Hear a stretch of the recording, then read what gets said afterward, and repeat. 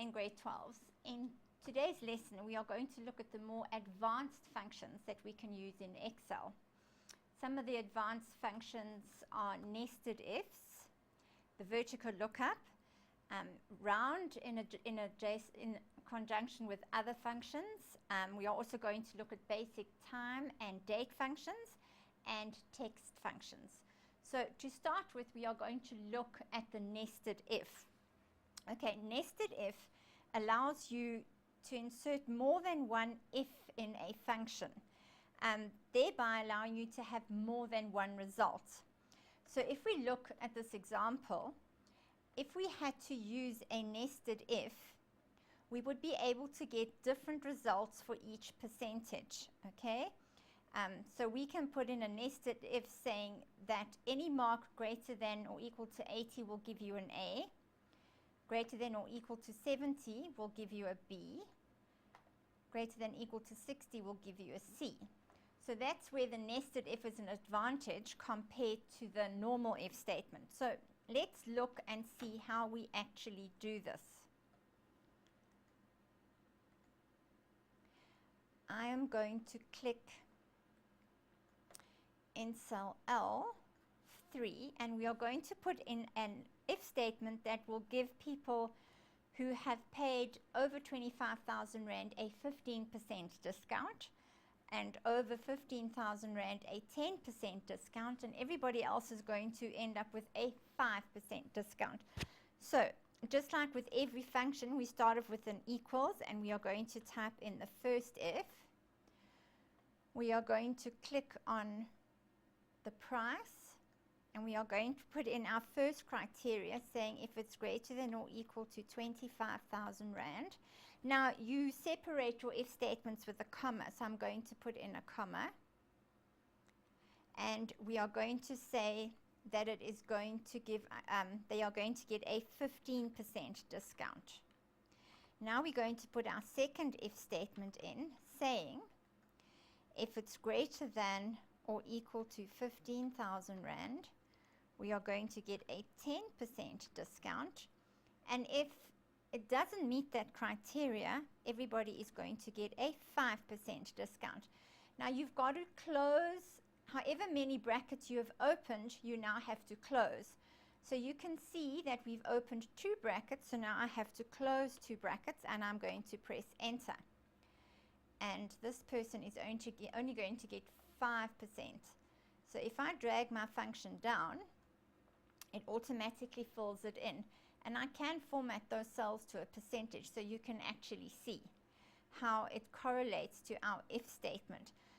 So now in an if statement, you can put in text as a result of criteria and you can actually do a calculation.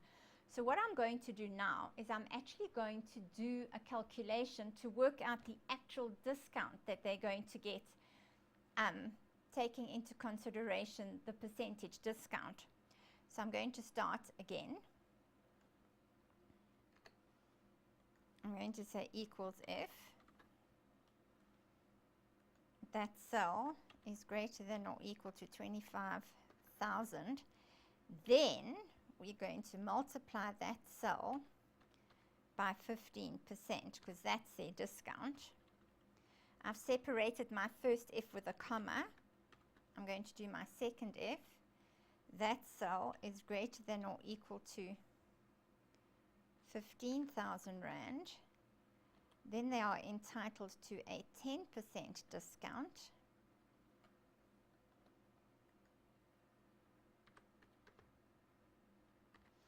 And if they don't meet the criteria, they are only entitled to a 5% discount. Closing both brackets and I'm pressing enter. Okay, now you've typed in your function. We are going to copy it down to the other cell so you can see your results.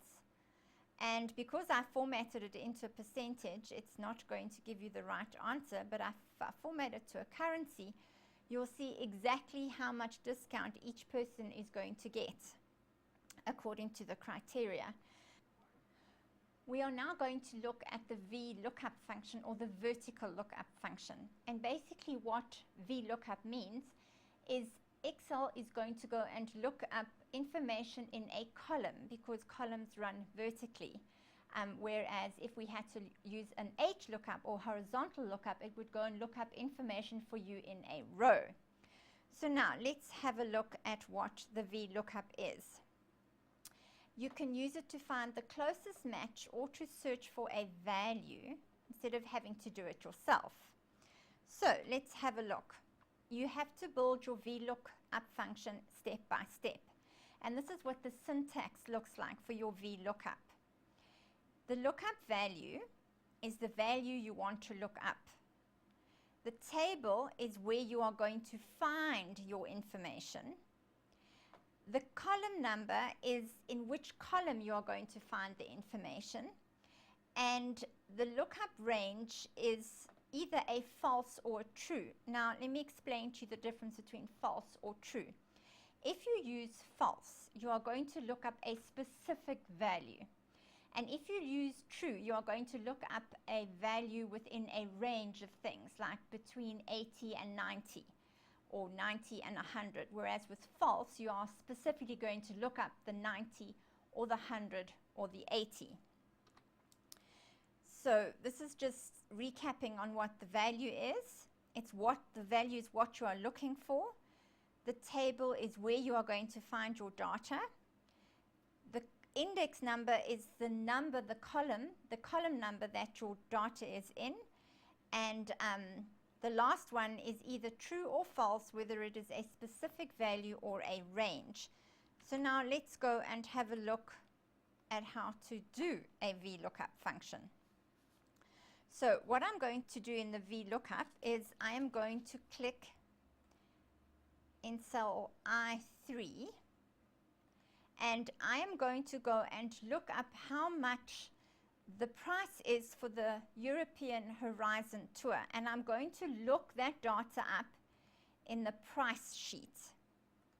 Okay, so we are going to start with inserting the Vlookup function by clicking on the functions. I'm going to go to more functions. I am going to go and look at lookup and reference, and they listed alphabetically, so it's right at the bottom. I'm going to choose Vlookup and I'm going to say OK. Now this allows you to do your Vlookup in a step-by-step manner, and it's actually quite easy. So the first thing I'm going to look up is the lookup value, and I want to look up the European Horizon. Then I click in the table and I click on the price tab, because that's where I'm going to go and find my information. And I'm going to highlight my table, and then I'm going to click in the column number, and I'm going to find the price in column 5. Now it is going to be a false value because it is a specific value, and you can already see that it's put the amount in for you. So when you're done, all you do is click on OK, and it's put the amount in for you. Grade 12's Vlookup does take a bit of practice, so I suggest you do a lot of practicing for Vlookup, and you'll actually find it's easier than the nested if. So we are now going to go and move on to using the round function. Right, let's take a look at the round function. Now, the round function is used to reduce a given value to a specific number of decimal places. Now, you've got to remember, grades 12, that there is a big difference between rounding a number to specific decimal places or no decimal places and using formats to round decimals. The difference is as follows. When you use the formatting, when you use a function, it is going to use all the decimal places regardless of the number of decimal places that you see in your spreadsheet. Whereas with the round function, it only uses the number of decimals that you have rounded the number to. So let's look at the round syntax. The first thing you do is you type equals round, and then you type in the number or value that you want rounded, followed by however many digits you want the number rounded to. Okay, let's look at how we use the round function in Excel.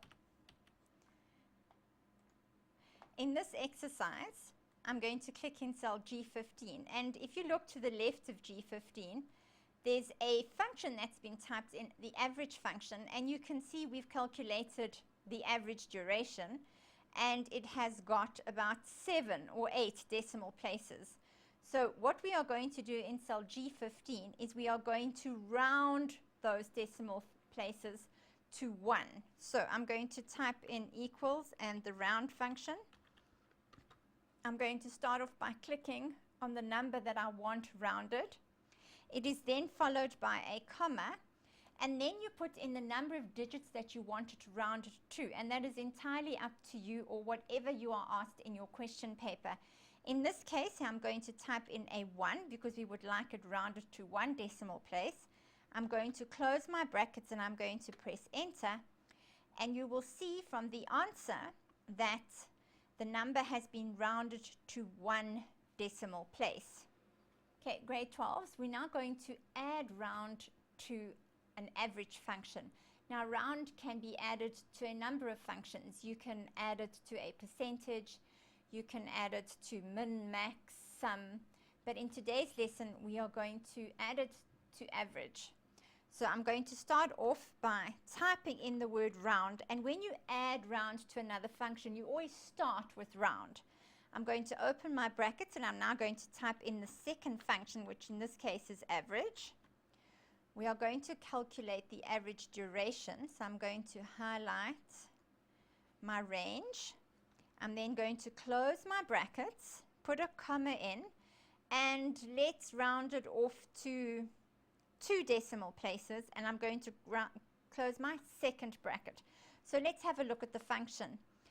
If you look at the middle function first, we are just calculating the average of F3 to F13, but at the same time we are using round to round the average off to 2 decimal places, and then you press enter, and from the result you can see that it's been rounded to 2 decimal places.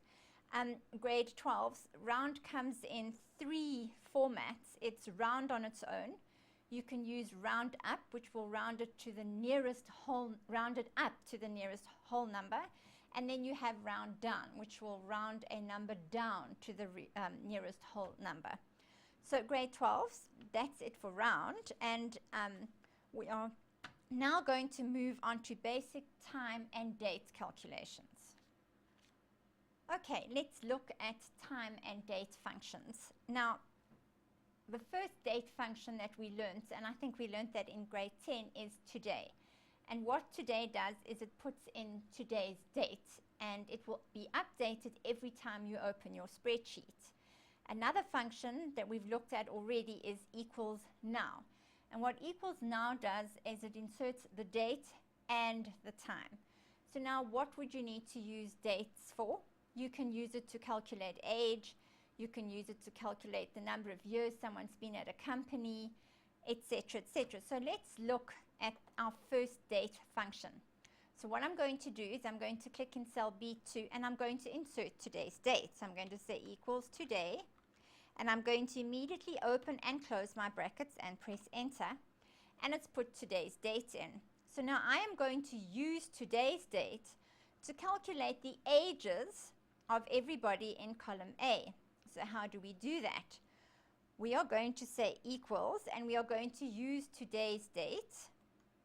But grade 12s, you've got to remember that if we want to copy this formula down to the rest of the people in the row, in the column, you have to use your absolute cell references. And remember, those are inserted by pressing function key 4. And I'm going to minus their dates of birth, and then I'm going to press enter, and it's going to give me a rather large number. So now why is it giving me that number? Because it's calculated the age in days, and we have to convert that to years. So it's quite simple. All you do is we apply BODMAS and we put our brackets in, and we are going to divide that number by 365.25, because that's how many days there are in a year, and I'm going to enter, and that looks a whole lot better. Now I'm going to copy it down, and we've calculated everybody's age. So that's basically calculating using the date, grade 12s. So now I'm going to show you how to calculate using time. And I'm going to do it very, very quickly. I'm just going to type in start and end over here and put in some times very quickly for you.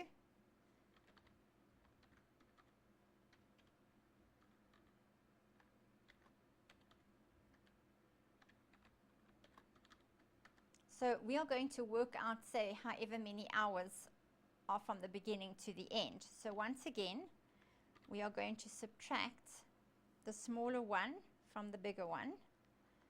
And I'm going to close my brackets and press enter. And then, grade 12s, we end up with a time. And a time is not what we want. We want a number. So now what we have to do is we have to multiply this by 24. And why do we multiply it by 24? Because there are 24 hours in a day. And once we've multiplied it by 24, we then need to go and format it to a number. And we will get 8 hours. And I can copy this down. And the second person has worked for 5.5 hours. So that's all you basically need to remember about dates and times. If you are calculating age and you want it to appear in years, you need to divide your number by 365.25. And if you are working with time, you need to multiply your time by 24 because there are 24 hours in a day.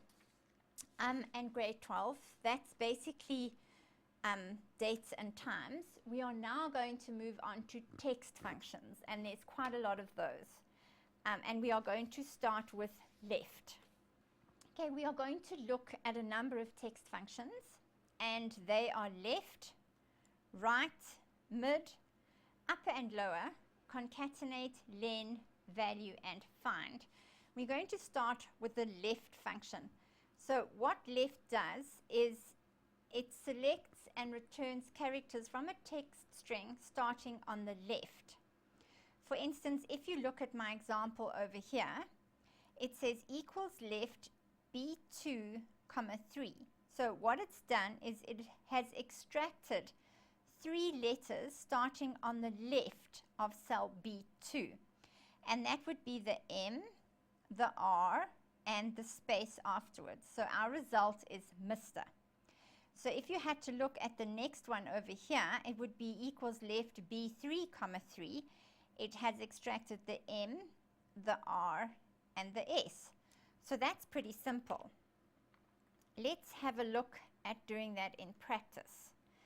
So I'm going to click in cell D2, and what I'm going to do is I'm going to only extract the first letter of the name so that we can create a initial. So I'm going to type in equals left, open brackets.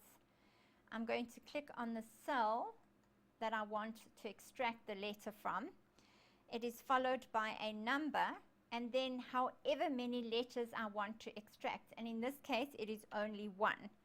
I'm going to close my brackets and press enter, and the result should be J. So if I copy that down, everybody now has an initial because we extracted the first letter starting on the very left of the name column. So that's left, grade 12s. So now we are going to go and look at right. So what does right do? The opposite of left, obviously.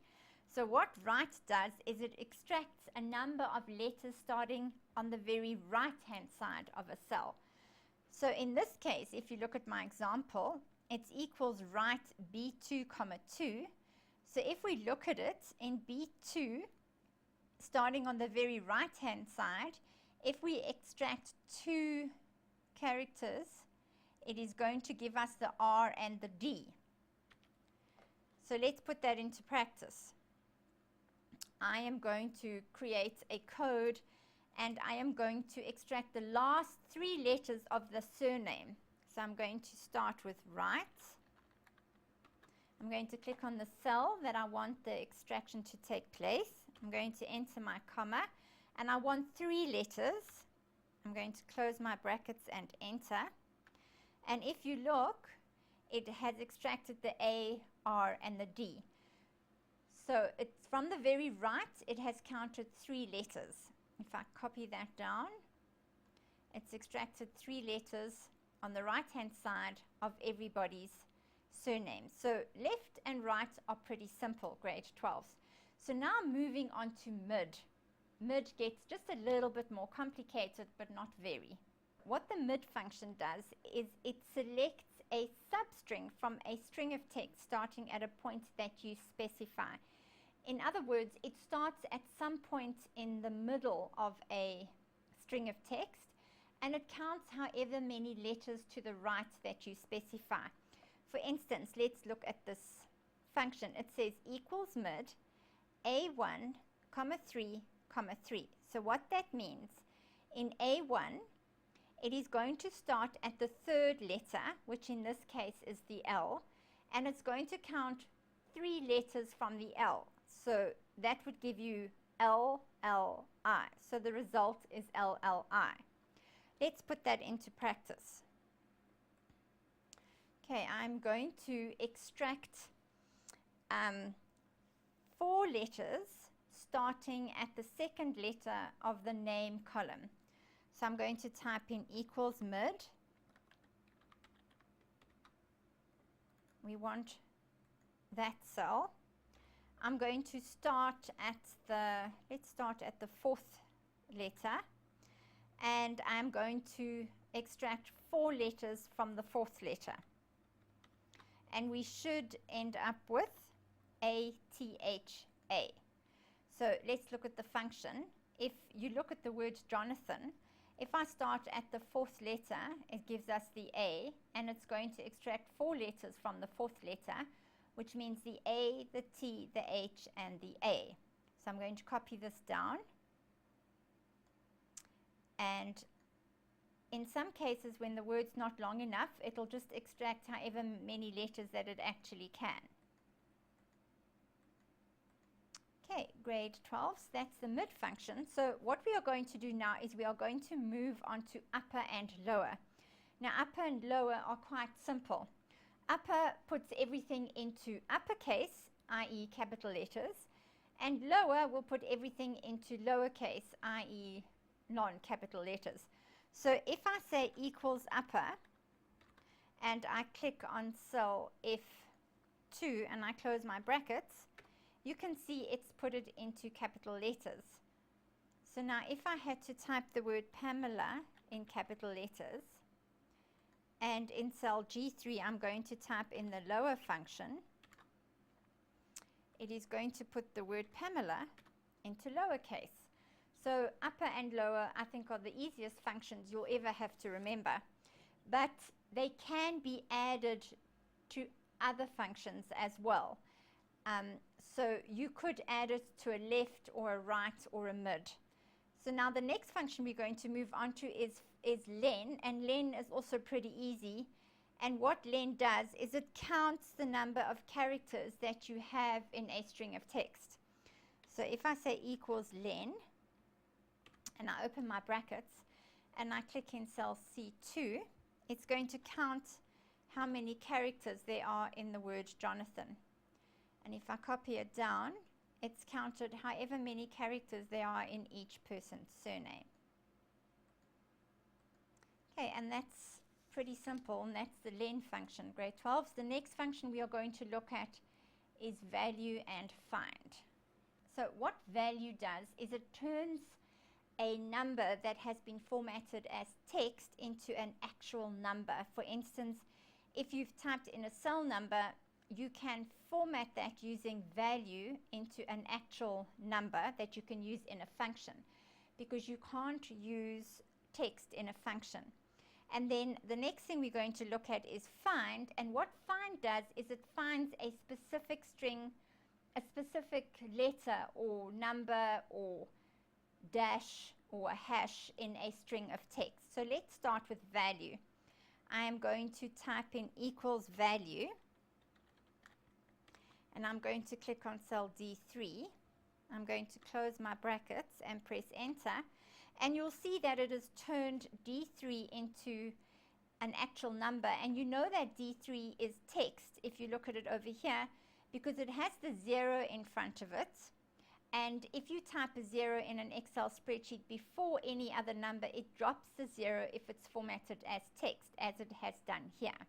Okay, let's go and look at find. What find does, grade 12s, is it finds a specific character in a string of text or numbers. So for today, I am going to go and look for the letter E in the word surname. So I'm going to type in my function, which is find. I'm going to type in the letter E, and I want to find it in cell B2. I'm going to close my brackets and press enter, and it's telling me that it is the 7th character in cell B2. Now, something you've got to remember is that it is case sensitive. So if your text that you are looking for is typed in capital letters, you must type the letter in your function in capital letters, otherwise it's not going to work. Let's practice find again using a number this time. So I'm going to say equals find. Let's type in the letter, let's type in a 0 in that cell. And it's the very first one. You can see that. And it always comes up, whether you've got 2 or 3 or 4 in a string of text, it always finds the first one for you. Okay, our last text function that we're going to take a look at is concatenate. Now, concatenate seems like a big word, and all it means is joining things together. So you can use concatenate to, for instance, join a title, initial, and surname together in one column, if that's what you wanted to do. Or you could join a number of characters taken from mid or left to make an input code. So now let's look at concatenate. It allows you to combine 2 or more text strings from different cells together into one cell. So if you look at my example, it says equals concatenate C2, A2, and B2. And what it's done is it has joined the surname, the title in cell C2, which is Mr., along with the name in cell A2, which is John, and the surname in cell B2, which is Smith. Now you will notice that there are no spaces, so you need to add the spaces when you are doing a concatenate. So how to add spaces, grade 12s, is that you actually put inverted commas in with a space between, just like I've done in the example. So now if you look at the same function with the spaces, it is Mr. space John space Smith. So that makes it a lot easier. You can also add normal text to concatenate. So if you wanted to create an email for someone, all you need to do is put the text that you type in inverted commas, and you can add it to the concatenate. So let's have a look at my example. I said equals concatenate B2, which is the word Mandla, and I'm adding it to abcmail.com. And you can see that abcmail.com is inverted commas because I typed in that text. So we've created an email for Mandla at abc.com. If you find concatenate a little bit difficult to use, instead of using the word concatenate, you can also use the and sign, and the and sign does exactly the same thing. So if you look at my example, I have said equals C2, which is Mr., the and sign, followed by my inverted commas, the and sign again, followed by A2, which is John, the and sign again and inverted commas, and the and sign again and cell B2, and it gives us exactly the same result, Mr. John Smith.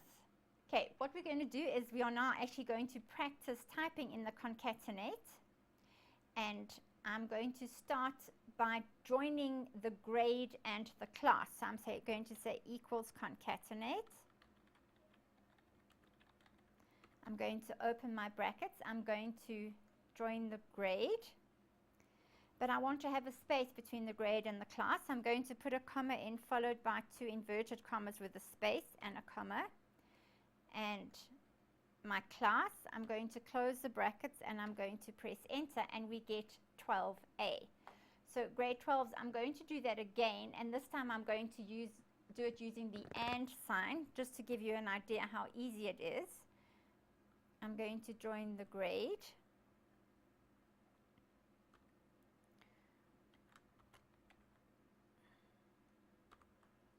And the class. And I get 10D. So you can practice this and decide for yourselves whether you want to use the word concatenate or whether you want to use the and sign. Whichever is easier for you is the one that you should stick to. They are both correct in an exam paper. So let's just quickly go and create a login name, maybe using left or right. So what I'm going to do is I'm going to create a login name using the code and the surname. So I'm going to say equals concatenate the code, and then I'm going to use the first two characters of the name to do a login code, and we get a login name of 2314KO. So that's pretty simple, grade 12s, and then you can drag it down and you can copy it to the other learners' names. But what we're going to do now is we are going to learn how to change the minimum and maximum values on the y-axis, and you all remember that the horizontal axis is your x-axis and your vertical axis is your y-axis. So we're going to learn how to change the minimum and the maximum values. We are also going to learn how to change the major values on the y-axis. We are going to relabel the x-axis, and I'm going to teach you how to create a stacked bar chart. So let's start with the first thing. We are going to change the minimum and the maximum values on our y-axis, and it's quite simple to do. What you do is you click anywhere on your y-axis. You're going to click on layout. We are going to go to axes, and we are going to go to the primary vertical axis, and then we are going to go to more primary vertical axis options. And in this dialog box where it says format axis, it allows you to change the minimum and the maximum value. So I'm going to change the minimum value to 0, and I'm going to change the maximum value to 40, and then I'm going to say close. And you can see that it's changed it immediately. Where it was 5 and 35, it is now 0 and 40. Quite easy. So now another thing we can do is we can change the major values, and the major values are the way the numbers go up from 0. So in this case it goes to 5, 10, 15, 20, and I'm going to change the values to 2 just to give you an idea of what it looks like. So again, you're going to click on your y-axis. We are going to go back to axes.